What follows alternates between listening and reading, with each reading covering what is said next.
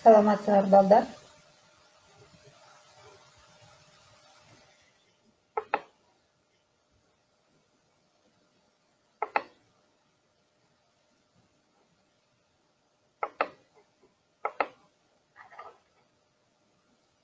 Саламатсыңарбы?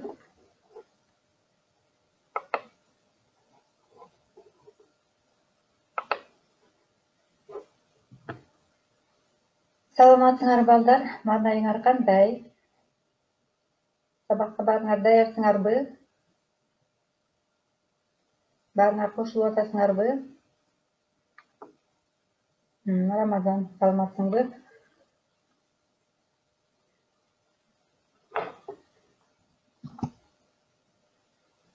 Сабакка даяр болсоңор, сабагыңызды баштайбыз балдар. Кутмандуу күнүңөр менен. Маанайыңар кандай? Сабакка даярсыңарбы? Китеп, дептер, калемсабыңарды даярдадыңарбы? Баарыңар келдиңерби? Андай эмесе, экранга жакын отуруп, сабакка көңүл бурабыз балдар. Бүгүн 30 сентябрь, класс иши. Дептериңерди ачып, темаларны жазгыла, числону жазгыла. Бүгүнкү сабагыбыздын лексикалык темасы үйдөгү досторубуз. Өткөн сабакта дагы өткөнбүз, бүгүн улантабыз. Грамматикалык темабыз татаал баяндооч. Татаал баяндооч. Составные, сказуемые. Үйдөгү досторубуз деген эмне? Домашние друзья, да? Дептериңерди ачып жаздыңар балдар?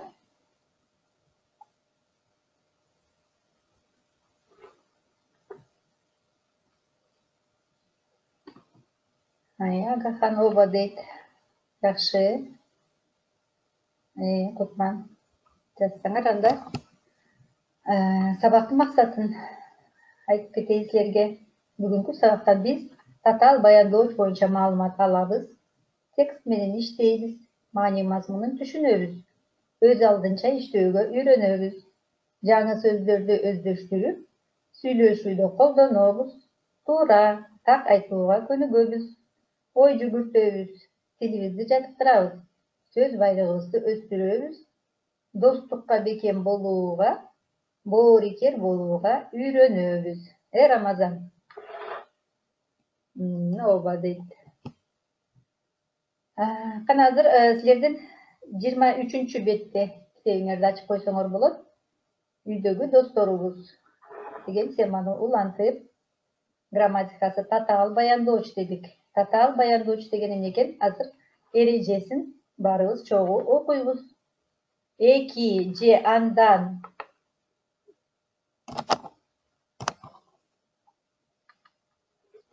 андан ашык сөздөн туруп, бир гана суроого жооп берген баяндооч татаал баяндооч деп аталат. Составные, сказуемые состоят из 2 или более слов и отвечает на один и тот же вопрос. Балдар, бул татаал баяндоочтун эрежеси. Канча сөздөн турат экен татаал баяндоочтор? 2 же андан ашык сөздөрдөн турат. Ал эми жөнөкөй баяндоочтор, мына мисалды карасаңар да болот. Жөнөкөй баяндооч бир сөздөн турат, көрдү, чуркайт, багат, кармайт, сейилдейт. Это простые сказуемые. Ал эми составные татаал баяндоочтор. Көрдү, жөнөкөй, көрүп калат, татаал. Чуркайт, жөнөкөй, чуркап барат, татаал баяндооч. Багат, жөнөкөй, багып алат, татаал баяндооч. Кармайт, жөнөкөй, кармай алат, татаал. Сейилдейт, жөнөкөй, сейилдеп жүрөт. Мына татаал баяндоочтор канча сөздөн турду? Балдар, 2 сөздөн турду, Туура, дене 2 сөздөн турат экен. Ал эми жөнөкөй баяндоочтор 1 сөздөн турду, Көрдү деген эмне? Увидел. Чуркайт, побежит. Багат, ухаживает. Кармайт, поймает. сейилдейт. Будет гулять. Бул жөнөкөй баяндоочтор, булар татаал баяндоочтор болду. Муну эсиңерге тутуп койгула. Эрежесин анан мисалдарын, балдар. Азыр болсо сабакта кайсы сөздөрдү колдонот экенбиз? Сабактын лексикасы, мына төмөнкү сөздөр: эси, аздектеген, көгүлтүр, тоту куш, дабыш, акылдуу, тумшук, куйрук, тоңуп, ызы чуу деген сөздөрдү биз силер менен бүгүнкү сабакта колдонот экенбиз.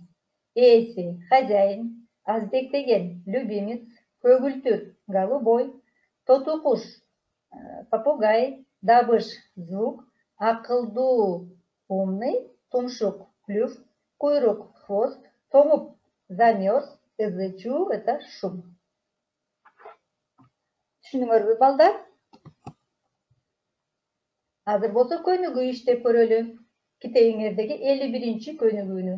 Актан кайсы жаныбарларды багат, аңгемедеги белгиленген баяндоочторду татаал баяндоочтор менен алмаштырып жазгыла. Биринчи көнүгүүнү биз окуп алалык, Баарыбыз чогуу окуйбуз балдар. Менин атым Актан дейт. Биз айылда жашайбыз. Айылда үй жаныбарларын багышат. Короодо мал кармашат. Короодо уй, кой, жылкы, эшек, эчки багылат. Ошондой эле ар бир короодо ит болот. Менин итим Жолборс. Ал эртеден кечке үй кайтарат.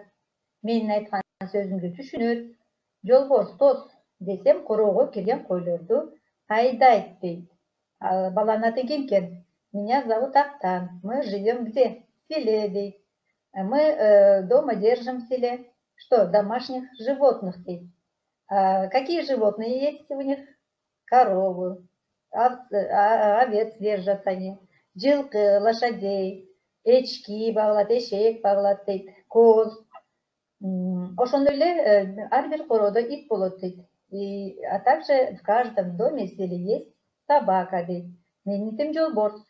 Моя собака Жолборс. Ал эртеден кечке үй кайтарат. Он весь день охраняет дом. Менин айткан сөзүмдү түшүнөт. Он меня понимает. Жолборс тос десем, короого кирген койлорду айдайт дейт. Он мне помогает пасти овец дейт. Бияқта бул бөлүнгөн сөздөр кандай баяндоочтор экен балдар? Бир сөздөн турган жөнөкөй баяндоочтор экен. Мисалы үчүн жашайбыз, багышат, кармашат, багылат, болот, кайтарат, түшүнөт, айдайт. Булардын баардыгы жөнөкөй баяндоочтор. Кандай суроого жооп берет? Эмне? Мисалы үчүн жашайбыз, эмне кылабыз? Багышат, эмне кылышат? Эмне кылат? Кармашат. Эмне кылат? Багылат. Эмне болот? Ит болот дейт. Эмне кылат? Кайтарат. Эмне кылат? Түшүнөт. Эмне кылат? Айдайт. Мына бул сөздөр баяндооч, жөнөкөй баяндоочтор. Бул баяндоочторду биз татаал баяндоочторго айландырышыбыз керек. Мына колдонуучу сөздөр. Алдыдагы сөздөрдү эмне кылабыз? Алмаштырабыз, Жөнөкөй баяндоочторду татаал баяндоочторго алмаштырабыз. Мисалы үчүн биз айылда жашайбыз десек, эмне болот? Татаал баяндооч болсо.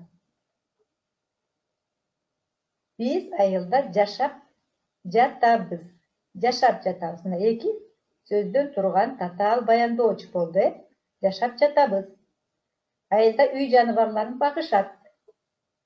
Кандай болот экен? Татаал болсо, айылда үй жаныбарларын багып атышат дейт. Багып атышат. Туура Кутман. Короодо мал кармашат.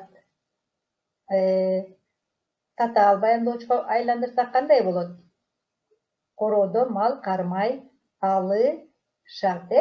Короодо мал кармай алышат.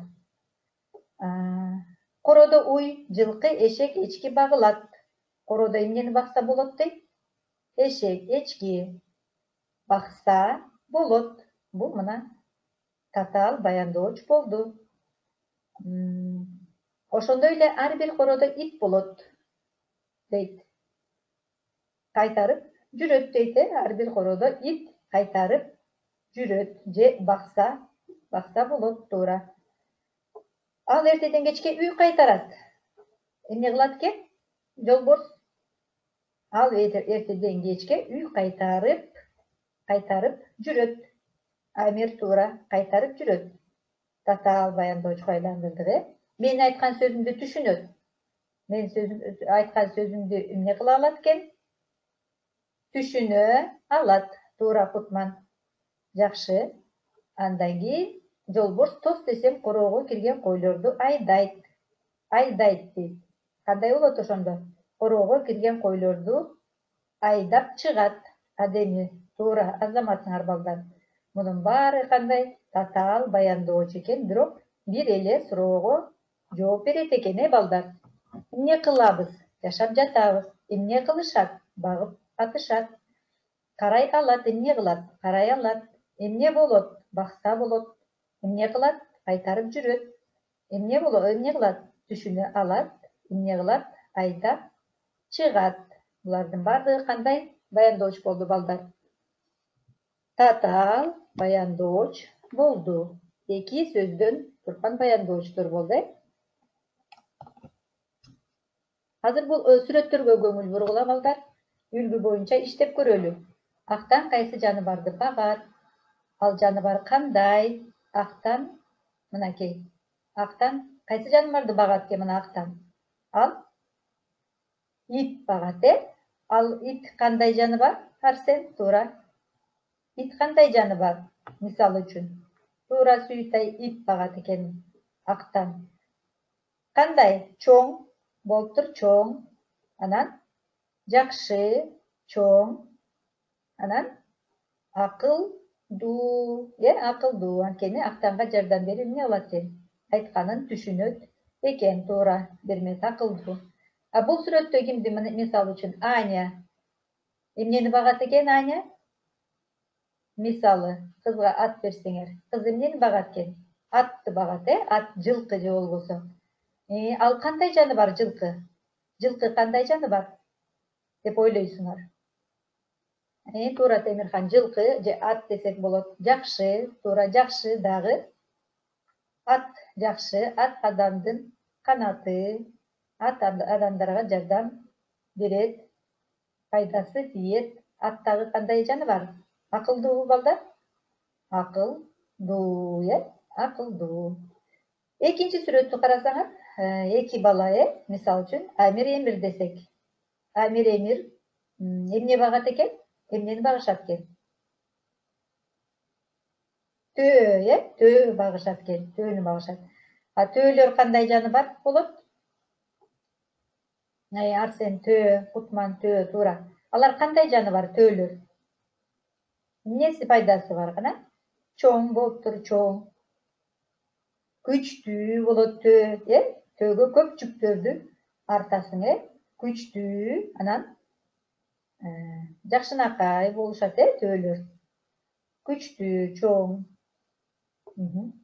Кайда жашашат төөлөр көбүнчөсү? Чөлдө, төртүнчү сүрөттү карагыла. Бул жерде Элина, мисал үчүн, Элина эмне багат экен? Элина эмне багат экен? Ийинине эмнени кондуруп алыптыр? Тоту куш, Айгерим, азаматтын, туура. Тоту кушту багат экен. Тоту куш кандай? Кандай ал? Тоту куш кандай? Кооз, абдан кооз, болот тоту куштар. Анан кичинекей болот, туура болуптур дагы. Кооз болот, сулуу деп биз кишилерге айтабыз, сулуу деп жаныбарларды кооз дейбиз. Кичинекей, акылдуу болот, алар дагы эмне кылат? Мисал үчүн, сүйлөгөндү үйрөтүп койсоң, сүйлөйт, акылдуу болушат, Бул жерде кийинки сүрөттө мына Даниэль, мисал үчүн, Даниэль кандай жаныбарды багат экен? Эмнени багат экен? Мисалы. Олар эмнелер? Маймылдарды, туура, Адеми, маймылдарды багат экен. Маймылдар кандай жаныбар деп ойлойсуңар? Маймылдар кандай? Маймылдар абдан кандай болот? Шамдагай болушат, Быстрые, шустрые. Шамдагай болот, дагы акылдуу болушат, туура. Туура, акылдуу. Шамдагай болушат. Болуптур. Кийинки сүрөттү көңүл бургула балдар. Кийинки сүрөттү болсо, мисал үчүн Айдай менен Азамат. Айдай менен Азамат эмне багат экен? Могулар эмнелер? Козу эмес неме го, улактар, балдар. Эчки улактарды багат экен. Эчки кандай жаныбар? Кандай жаныбар? Үй жаныбары, домашний животный. Анан алар кандай болушат? Эчкилер. Кичинекей болушат. Жакшынакай болушат, улактары көзгө кандай? Сонун көрүнөт, Анан кичинекей чоң ар кандай болушат? Булар дагы пайдалуу үй жаныбары, балдар. Көбүнчөсү биякта үй жаныбарларына, жапайы жаныбарлар маймыл, жапайы жаныбар калгандары үй жаныбарлары экен, Азыр болсо текстке көңүл бурабыз балдар. Текстти окуп суроолорго жооп бергиле дейт. Кыш. Бир күнү кечинде Элина терезенин сыртынан таң каларлык дабыш укту. Баарыбыз чогуу окуйбуз балдар. Кимдир бирөө үйгө кире албай айнекти тарактатып жаткандай болду. Элина терезеге чуркап барды. Сыртта терезенин кар баскан текчесинен ачык жашыл тотугушту көрдү. Тумшугу менен куйругу көгүл түстө экен. Ал тоңуп калган окшойт. Элина ызы-чуу салды. Ата-энесин чакырды. Ата-энеси бул тоңуп калган тотугушту сактоого мүмкүн болбой калса керек. Ал баары бир өлөт го дешти. Бирок алар тотугушту үйгө киргизүү үчүн терезени ачышты. Байкуш Чымчык коркуп учуп кетпесин деп акырын кыймылдап, терезе ачылары менен Элина тотугушту кармап калды. Чымчык үйдө бат эле жылып, тирүү калды. Тотугуштун атын Гоша деп коюшту дейт. Ошентип үйдө Элинанын аздектеген үй канаттуусу пайда болду дейт балдар. Кана азыр сөздүк ишке көңүл бургула. Сөздөрдүн которулушун окуйбуз. Дабыш деген эмне экен? Звук. Тумшук, клюв. Ызы-чуу салды, поднять, шум. Тарактат, тарахтеть. Куйрук, хвост. Тотугуш, попугай. Тоңуп, замерзнуть. Тирүү, живой. Аздектеген, любимец. Эмне жөнүндө түшүндүңөр балдар? Кайсы мезгил экен? Бул кыш мезгили экен, Кыш мезгили. Анан Элина бир күнү кечинде отурса, эмне болот экен? Дабыш, звук. Послышался звук, да? Анан ал каяка? Терезеге барып караса, терезеде эмне? Бир нерсе тарактатып жаткандай болду дейт. Элина терезеге чуркап барса, ал эмне экен?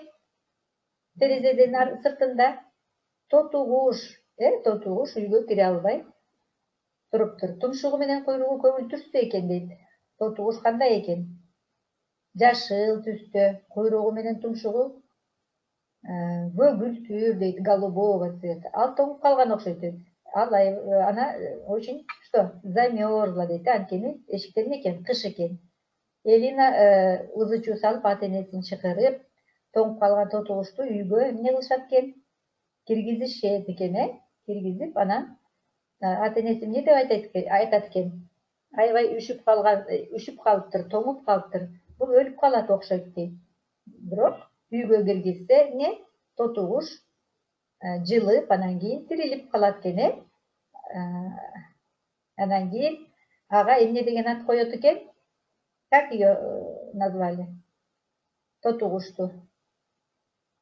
Попугая. Гоша деп ат коюп, ошентип үйдө Элинанын үйүндө Элинанын эмнеси? Аздектеген эмнеси пайда болду дейт? Тоту кушу пайда, үй канаттуусу. Домашняя птица появилась у Элины. Назвали Гошей дейт, Суроолорго жооп берип көрөлү. Текст боюнча балдар. Элина эмне үчүн тотугушту багып алды? Эмне үчүн деп ойлойсуңар балдар? Элина эмне үчүн тотугушту багып алды? Анткени Темирхан, Элина эмне үчүн тотугушту багып алды деп ойлойсуңар? Al üşüp kalgar deyip. Tuğra al üşüp kaldı. Üşüp. Elinanı boğruker dese bolu bu.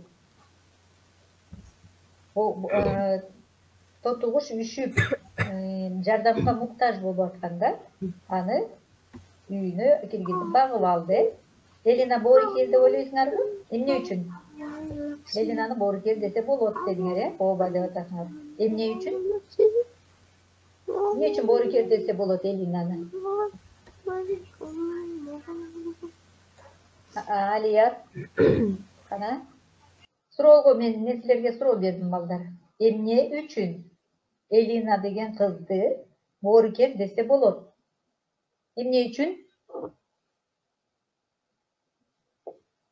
Анткени ал чымчыкка эмне кылды? Жардам берди, Адилет. Аталантбеков Адилет. Жардам берди, Кошуласыңарбы, туурабы?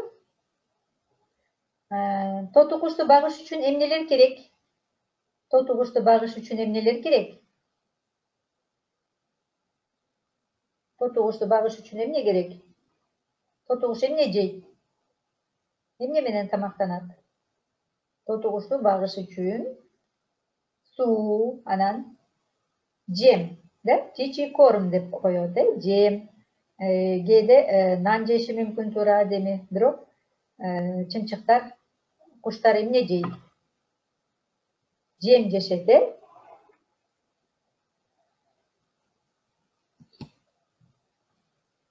Балдар, кана, сабакты жыйынтыктоо менен биз таблицаны толтуруп көрөлү. Тема боюнча эмнелерди билдим. Тема боюнча эмнелерди аткара алам. Мага эмне түшүнүксүз болду? Биринчи, тема боюнча эмнелерди билдим? По теме что я узнал? Эмнелерди билдик? Тема боюнча эмнелерди билдик? Эмне, кайсы теманы өттүк бүгүн? Татаал баяндооч боюнча эмнелерди билдик? Рамазан. Татаал баяндооч боюнча, татаал баяндоочтор эки же андан ашык сөздөн тураарын билдик. Бир эле суроого жооп берерин билдик. Дагы жаныбарлар жөнүндө билдик, Текст эмне жөнүндө болду? Текст боюнча эмнелерди аткара алабыз? Текст боюнча эмнелерди аткара алабыз? Баяндоочтун суроосун билебиз. Сүйлөм түзө алабызбы, балдар? Сүйлөм түзө алабызбы? Баяндоочторду, татаал баяндоочторду катыштырып, Дагы текстти түшүндүңөр, айтып бере аласыңарбы текстти? Ооба, Нурел, текст жөнүндө айтып бере аласыңар, тоту куш жөнүндө, Мага эмне түшүнүксүз болду? Эмне силерге түшүнүксүз болду? Аны дептериңерге, китебиңерди ачып, 25 беттеги 55 көнүгүүнү дагы бир сыйра окуп, бул таблицаны толтуруп коюшуңар керек, балдар, өз алдыңарча. Мага эмне түшүнүксүз болду дегенди ойлонуп. Андан ары үй тапшырмасы, балдар. Төмөнкү сөздөрдү колдонуп, сүйлөмдөрдү толуктап жазгыла дейт. Бул дагы ушу биз окуган текстке байланыштуу көнүгүү. Элина тоту кушту эмне кылды? Тоту куштун түсү кандай? Куйругу кандай? Тоту куш кышында эмне болду? Тоту куш Элинанын эмнеси? Элина боорукер кызбы же жокпу? Мына, колдонулуучу сөздөр астында турат, балдар. Ачык, жашыл, тоңуп калмак болгон, кыз, досу, көгүлтүр. Тийиштүү сөздөрдү кошуп коюп, биз эмне кылышыбыз керек экен, балдар? Сүйлөмдөрдү толуктап жазып коюшубуз керек экен. Шуну менен сабагыбыз аяктады. Саламатта калгыла. Нурел, Адилет, бүгүнкү сабакта өзүңөрдү жаман алып отурганыңыз үчүн силерге жаман баа коем. Ким активдүү катышкан болсо, аларга жакшы баа коебуз. Адеми, Агахан жооп берип атты.